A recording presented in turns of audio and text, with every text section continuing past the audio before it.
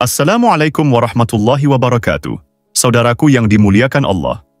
Dalam perjalanan menuju Allah, hati adalah pelita yang menuntun langkah. Namun, tak jarang pelita itu meredup, bukan karena gelapnya dunia, tetapi karena kabut yang muncul dari dalam diri sendiri. Salah satu kabut yang paling halus tapi mematikan adalah thulul amal, panjang angan. Panjang angan adalah penghalang atas segala bentuk kebaikan dan ketaatan, juga mendatangkan keburukan dan godaan.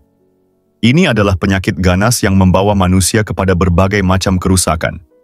Ketahuilah, bila engkau menjadi korban dari penyakit panjang angan, maka dosamu akan bertambah dengan 4 macam dosa lagi. Pertama, malas melakukan ibadah dan ketaatan, dan akhirnya akan meninggalkannya sama sekali. Nafsumu akan berkata, "Aku akan melakukannya nanti, karena waktu di hadapanku masih panjang. Aku tidak akan ketinggalan." Dalam kaitan ini adalah benar apa yang dikatakan oleh Daud At-Ta'i. Bagi orang yang takut pada ancaman Allah, maka jarak yang jauh akan menjadi dekat. Dan siapa saja yang panjang angan, maka menjadi buruklah amalannya. Yahya bin Mu'adz Ar-Razi mengatakan, panjang angan itu penghalang bagi setiap kebaikan, sedang tamak mencegah setiap kebenaran. Kesabaran membawa kepada kemenangan, dan nafsu mengajak kepada setiap keburukan. Kedua, menunda-nunda tobat karena merasa umurnya masih panjang. Nafsunya berkata, "Aku akan bertobat nanti, waktunya masih lama. Aku masih muda, dan pintu tobat itu masih terbuka. Aku sanggup melakukannya kapan saja aku mau." Ia lupa bahwa ajalnya akan tiba pada saat yang tidak ia duga, sehingga ia meninggal dunia sebelum sempat bertobat kepadanya. Ketiga, lebih bersemangat mencari kekayaan dan harta dunia daripada berbuat untuk akhiratnya. Ia akan mengatakan, "Aku takut miskin di masa tuaku, di saat aku sudah tak sanggup lagi berusaha. Maka, aku harus mendapatkan harta banyak sekarang yang dapat aku simpan untuk berjaga-jaga kalau aku sakit, tua, atau jatuh fakir." Sikap semacam ini menggerakkan hati kita cenderung kepada dunia dan terlalu berambisi terhadapnya. Dalam soal rezeki, ia akan sering berkata, "Apa yang akan aku makan nanti? Apa yang akan aku minum nanti? Pakaian apa yang akan aku pakai? Bagaimana menghadapi musim dingin ini? Bagaimana menghadapi musim panas ini, padahal aku belum memiliki apa-apa? Barangkali umurku panjang, maka aku harus mengumpulkan harta banyak-banyak dari sekarang. Sebab, di masa tua nanti saya bakal sangat membutuhkannya, dan aku tidak perlu bergantung kepada orang lain." Itu semua bakal mendorongmu untuk makin mencintai dunia dan mengumpulkan kekayaan darinya. Dan engkau pun jadinya menyia-nyiakan umur dan waktumu tanpa manfaat apapun bagi kepentingan abadi di akhirat nanti. Sahabat Abu Dzar Al-Ghifari radhiyallahu anhu mengungkapkan, "Sesungguhnya angan-anganku melampaui batas ajalku." Keempat, menyebabkan hati menjadi keras dan lupa kepada akhirat. Sebab, jika engkau mengangankan hidup yang lama, maka engkau tidak ingat kepada kematian dan kehidupan di alam kubur. Sebagaimana dikatakan oleh Ali bin Abi Thalib karramallahu wajhahu, "Sesungguhnya yang paling aku takuti terhadap kalian itu ada 2, yaitu panjang angan dan mengikuti kehendak hawa nafsu. Ketahuilah bahwa panjang angan itu menyebabkan lupa kepada akhirat, sedangkan mengikuti hawa nafsu itu menghalangi kita dari melihat kebenaran." Jika seorang hamba menjadi korban dari panjang angan-angan, maka pikiran dan perhatiannya hanya akan terfokus pada kenikmatan dunia semata. Ia semakin banyak bergaul dengan orang lain, hingga berakibat hatinya menjadi keras. Sesungguhnya, kelembutan dan kebeningan hati itu disebabkan oleh mengingat kematian dan kehidupan alam kubur, pahala dan siksa, serta berbagai kondisi akhirat. Jika hal tersebut tidak ada pada dirimu, mana mungkin hatimu dapat lembut dan jernih? Allah Ta'ala berfirman, "Kemudian berlalulah masa yang panjang atas mereka, lalu hati mereka menjadi keras." Al-Hadid ayat 16. Jadi, bila engkau memiliki panjang angan, niscaya ketaatanmu pada Allah berkurang, tobatmu tertunda, dan kemaksiatanmu bertambah banyak, ambisimu menjadi kuat, hatimu mengeras, serta engkau bertambah lalai dari akhirat. Apakah ada keadaan yang lebih buruk dari itu? Penyakit apa yang lebih besar darinya? Semua ini disebabkan karena panjangnya angan-angan. Maka, pendekkan angan-anganmu dan dekatkan jiwamu kepada kematian, kemudian ingatlah keadaan rekan dan saudara-saudaramu yang telah dikagetkan oleh datangnya ajal pada waktu yang tidak mereka duga. Sebab, mungkin saja engkau akan mengalami keadaan seperti mereka. Maka, berhati-hatilah wahai jiwa yang terpedaya. Dan ingatlah apa yang dikatakan oleh Auf bin Abdullah. Berapa banyak orang yang memasuki suatu hari namun tidak dapat menyelesaikan hari itu? Dan berapa banyak orang yang menanti hari esok namun tidak dapat menjumpainya? Sekiranya engkau mengetahui ajal itu dan perjalanannya, maka tentu engkau benci berpanjang angan dan mengikuti tipuan dunia. Tidakkah engkau mendengar perkataan Nabi Isa binti Maryam alaihissalam? Dunia itu ada 3 hari, yakni 1. Hari kemarin yang telah berlalu yang tidak dapat engkau raih kembali. 2. Hari esok yang engkau tidak tahu, apakah bisa engkau akan menjumpainya atau tidak? 3. Hari ini, hari yang engkau masih miliki, maka manfaatkanlah ia dengan baik. Apabila engkau mengingat pesan-pesan ini dan rajin mengulang-ulangnya, niscaya engkau tak lagi mau berpanjang angan-angan. Ketika itu, engkau akan mendapati dirimu bersegera menuju ketaatan dan bertobat, dan gugurlah kemaksiatanmu. Engkau akan bersikap zuhud terhadap urusan dunia, termasuk mencari kekayaan duniawi. Maka, perhitungan dan tanggunganmu menjadi ringan. Hatimu akan senantiasa mengingat akhirat, dan berbagai ketakutan yang menghantuimu akan segera berlalu. Hal itu akan terjadi secara bertahap, dari satu nafas ke nafas berikutnya.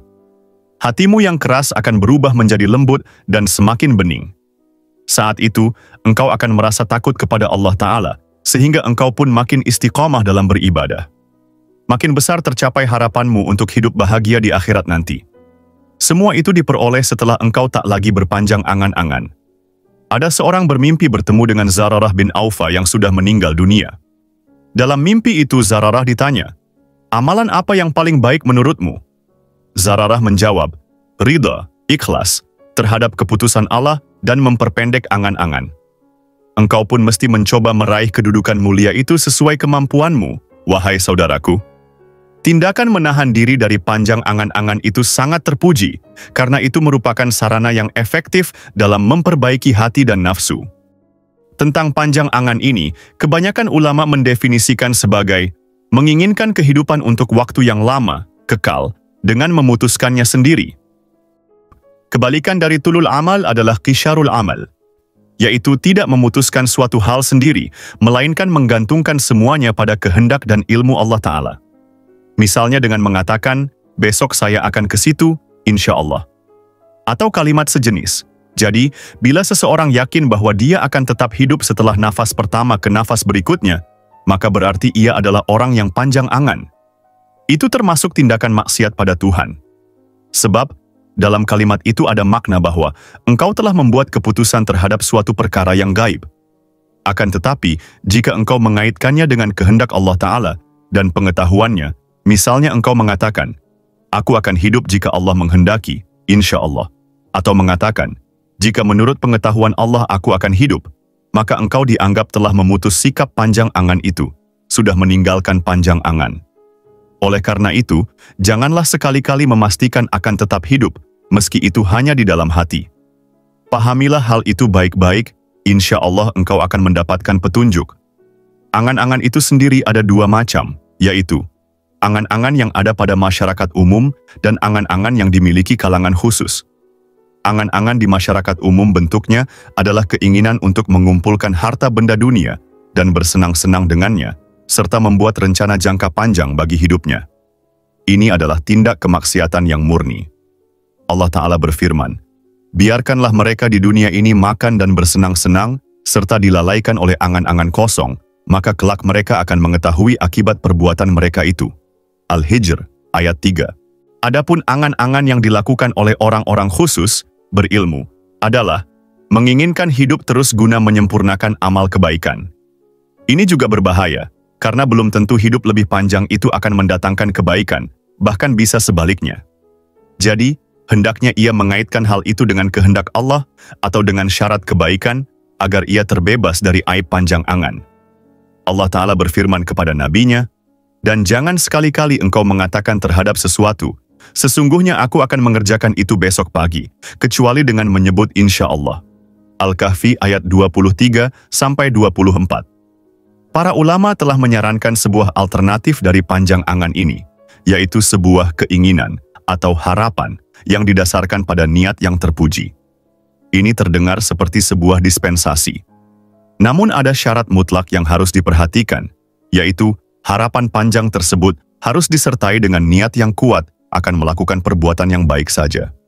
Ia juga harus yakin benar bahwa pada akhirnya berhasil atau tidaknya harapan itu tergantung hanya kepada pertolongan dan kehendak Allah Ta'ala semata. Definisi tersebut menunjukkan bahwa sebuah perbuatan baik harus didasarkan pada niat yang kuat. Namun proses terwujudnya niat itu dan akhir yang terjadi harus diserahkan pada kehendak Allah Ta'ala. Pasti ada yang bertanya, mengapa demikian? Kenapa awal dan akhirnya tidak diserahkan saja kepada kehendak Allah? Pertanyaan tersebut bisa dijawab dengan mengatakan, awal suatu amal perbuatan itu tidak mengandung bahaya. Yang berbahaya justru proses berikutnya, misalnya godaan dan rintangan yang dihadapi, serta timbulnya sifat ujub dan riya. Ada dua resiko yang menghadang perjalanan suatu amal perbuatan masing-masing. Bisa atau tidaknya perbuatan itu terlaksana.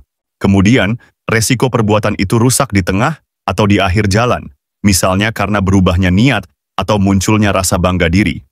Kita pun tidak tahu akhir dari amal perbuatan tersebut, apakah baik ataukah buruk. Karena demikian, resikonya, maka wajib bagi kita mengucapkan kata insya Allah dan menyerahkan hasil akhir dari perbuatan kita itu kepada Allah Ta'ala. Kata insya Allah itu diucapkan untuk memastikan selesainya perbuatan kita, dan secara keseluruhan kita menyerahkan proses akhir dari amal perbuatan kita itu kepada kehendak Allah untuk melindunginya dari masuknya rasa ujub dan riya. Niat yang terbentuk untuk mengerjakan perbuatan baik itu dinamakan niat mahmudah. Jalan lain agar terhindar dari panjangan angan-angan, yang juga merupakan benteng dari pendek angan, kisyarul amal, adalah selalu ingat pada kematian, di mana kematian itu bisa datang kapan saja, tanpa bisa diduga. Kematian itu akan datang menjemput, baik dikala kita sadar, maupun saat kita lengah. Apa jadinya ketika kematian itu datang kita masih dalam keadaan tertipu dan lemah karena panjang angan-angan itu? Maka camkanlah uraian ini baik-baik. Mudah-mudahan kita mendapatkan taufik. Ini sangat mendesak untuk disadari. Jangan lagi sia-siakan waktumu dengan mendengarkan perkataan-perkataan yang tidak jelas dan ajakan orang-orang yang melenakan. Wallahu alam. Demikian yang dapat saya sampaikan. Semoga apa yang telah dibahas dapat memberikan manfaat dan wawasan bagi kita semua. Jika dirasa pembahasan ini bermanfaat, jangan lupa untuk subscribe agar tidak ketinggalan informasi lainnya.